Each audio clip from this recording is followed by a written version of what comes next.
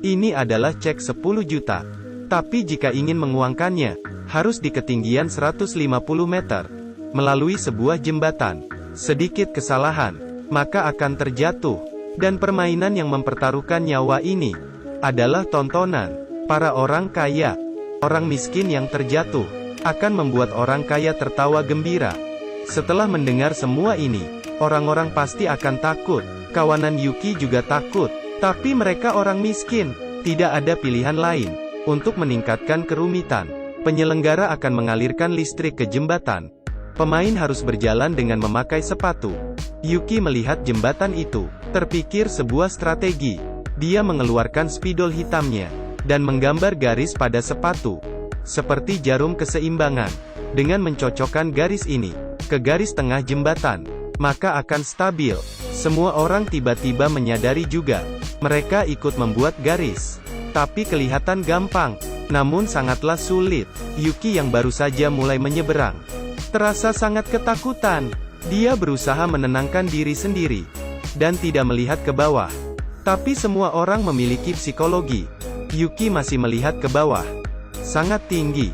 Jika terjatuh maka akan mati. Yuki yang gugup setelah jalan beberapa langkah. Sudah tidak stabil. Untungnya dia bergoyang beberapa kali. Dan kembali stabil. Yuki mulai menyesal. Dia ingin menyerah. Tapi dia yang memiliki utang 9 juta tidak ada pilihan lain. Ini satu-satunya kesempatan untuk dia. Saat ini langit mulai bergemuruh. Jika hujan, maka akan semakin buruk. Yuki masih berbicara, agar jangan khawatir. Sekarang bahkan tidak ada angin. Baru saja selesai berbicara, angin langsung menghampirinya. Pemain nomor 1 yang merasa putus asa, baru melangkah beberapa, tangannya menyentuh rel dan terjatuh. Setelah tersengat listrik, dia jatuh ke bawah. Muncul korban pertama. Semua orang mulai ragu. Pemain nomor 6 menyentuh rel dengan kedua tangan. Dia tersengat listrik dan jatuh. Pemain nomor 4 ditiup angin. Pemain nomor 5 ingin kembali. Akibatnya, pemain nomor 7 jatuh bersama-samanya. Segera langit mulai hujan. Hanya ada 3 pemain tersisa. Pemain nomor 3 memukul kakinya dengan keras. Selangkah demi selangkah melangkah ke depan. Yuki juga memberanikan diri, bersiap untuk bergerak maju. Tapi di belakangnya, paman berkacamata tidak bisa menahan. Paman memberikan cek 10 juta ke Yuki dan memohonnya untuk memberikan uang ini ke putrinya. Yuki pun mengiyakannya, agar tidak mengguncang tekad Yuki. Paman menghilang dalam keheningan. Yuki dan pemain nomor 3 saling menyemangati. Keduanya akhirnya mencapai garis finish. Tetapi ketika pemain nomor 3 membuka jendela, akibat perbedaan tekanan udara dalam dan luar menyebabkan aliran udara, sehingga meniup pemain nomor 3 ke bawah. Pada detik terakhir, masih ada jebakan. Yuki merasa putus asa, tapi yang membuatnya lebih putus asa, cek 10 juta punya Yuki. Setelah dikurangi utang sudah tersisa sedikit. Dan cek paman berkacamata juga tidak valid. Cek dari orang mati, itu hanya selembar kertas biasa. Pada saat ini, orang kaya yang mengendalikan segalanya, memutuskan untuk memberikan kesempatan untuk Yuki. Ini adalah bonus 100 juta. Jika ingin mendapatkannya, dia harus memenangkan permainan. Penyelenggara mulai memperkenalkan aturan permainan. Aturannya mirip dengan Colosseum.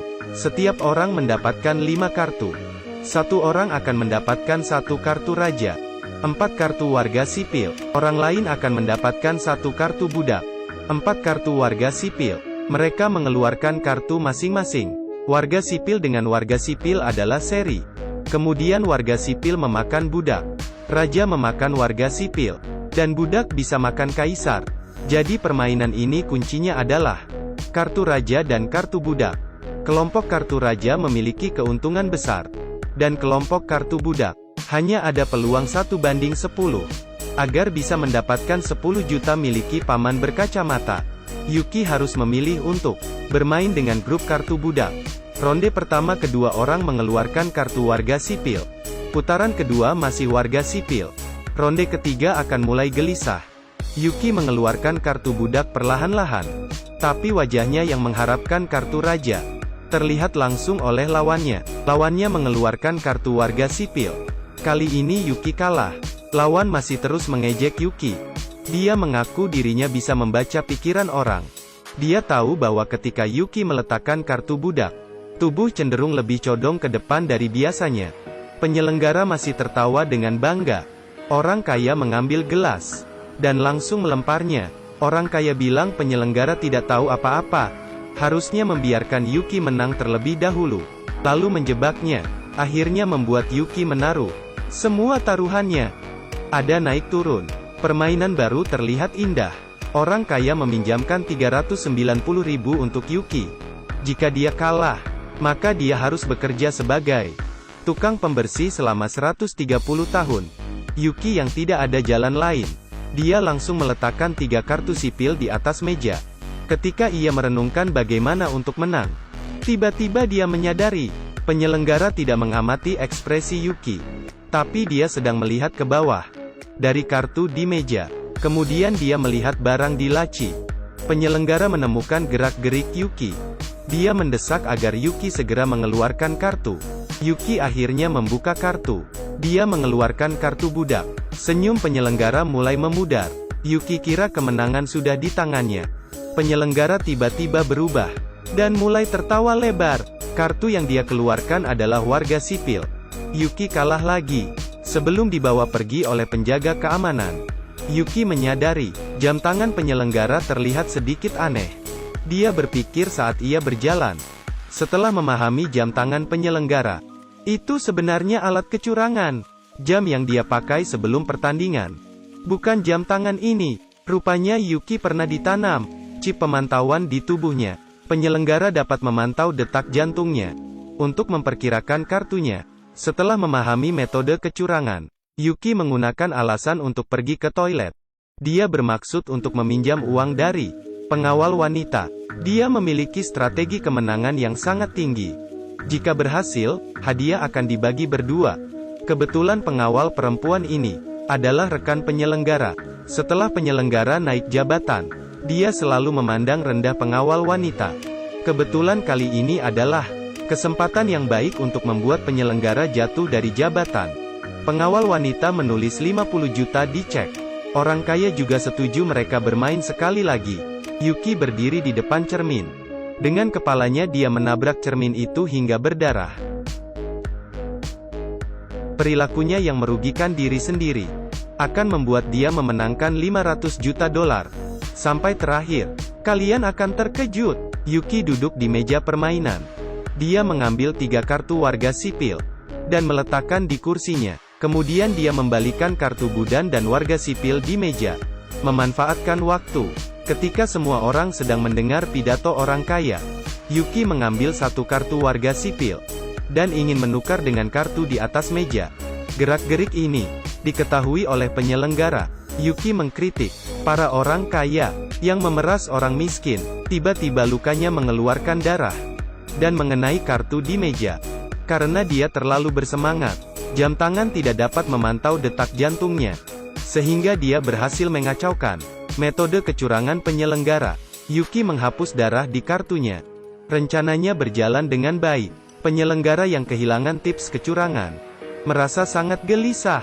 Babak pertama mereka seri. Putaran kedua Yuki terlebih dulu meletakkan kartu. Penyelenggara mulai panik, tapi dia tiba-tiba menyadari ada darah di kartu Yuki. Berarti ini adalah warga sipil atau budak yang terkena darah. Penyelenggara mengeluarkan kartu warga sipil. Hasilnya diumumkan. Hasilnya seri. Tapi itu tidak masalah. Penyelenggara sudah tahu, lain kali kartu yang bernoda darah pasti adalah kartu budak. Yuki mengeluarkan kartu yang bernoda darah lagi. Penyelenggara segera mengeluarkan kartu warga sipil. Tapi pada saat terakhir, dia ragu-ragu. Yuki menggunakan handuk untuk menghilangkan noda darah. Harus dia menyadari ada bekas darah yang tersisa. Sebelumnya dia juga mencoba mengganti kartu. Jadi kartu yang bernoda darah seharusnya adalah 2 warga sipil. Penyelenggara yang mengira dirinya menang. Dia mengeluarkan kartu raja. Hingga saat Yuki membuka kartunya. Dengan bangga Yuki berkata, ini karena kau tidak akan melewatkan sedikit detil. Jadi kau pasti akan mengetahui saat saya mengganti kartu. Tapi sebenarnya, Yuki hanya berpura-pura mengganti kartu. Dia berhasil mengacau perkiraan penyelenggara. Penyelenggara yang kalah dalam pertandingan itu. Semua haknya dirampas oleh orang kaya. Dan Yuki memenangkan hadiah 500 juta yuan. Setelah itu, Yuki memberikan 300 juta yuan kepada pengawal wanita itu. Tak disangka, wanita itu memberikan obat di birnya. Ketika ia bangun, wanita itu sudah menghilang. Wanita itu meninggalkan surat pinjaman 50 juta ke Yuki. Tiap menit ada bunga 3%. Setelah dikurangi bunga, Yuki hanya tersisa 430 ribu. Terakhir dia memberikan semua uang itu kepada putri paman berkacamata. Kemudian dirinya kembali ke masa saat dia tidak memiliki uang. Tapi mimpi besar meyakinkan dia, masa depannya pasti akan cerah. Jadi berjuanglah para remaja, ketika Anda menjadi dirimu yang terbaik. Dan ketika Anda berjuang, barang-barang mewah yang Anda mimpikan sedang menuju ke arah Anda. Terus berjuang.